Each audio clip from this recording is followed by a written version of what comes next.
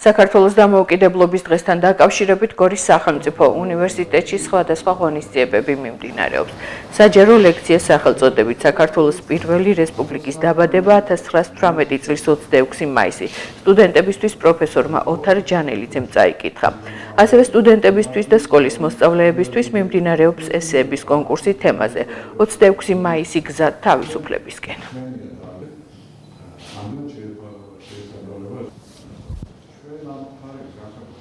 საქართველოს დამოუკიდებლობის დღესთან დაკავშირებით გორის სახელმწიფო უნივერსიტეტში იმართება რამდენიმე ღონისძიება. ერთ-ერთი არის პროფესორ ოთარ ჯანელიძის საჯარო ლექცია საქართველოს პირველი რესპუბლიკა.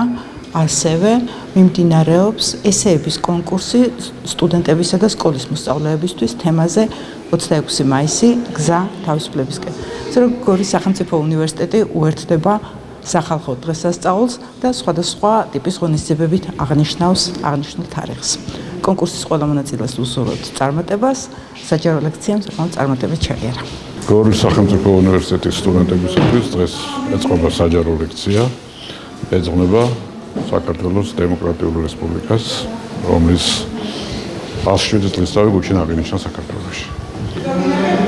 სტუდენტების ინტერესს იწვევს ეს საკითხი, ბუნებრივია, ვინაიდან 26 მაისი არის უმნიშვნელოვანესი თარიღი ჩვენი ახალი ისტორიის და დღეს ჩვენ კიდევ უფრო სიღრმისეულად ვისაუბრებთ ამ საკითხზე.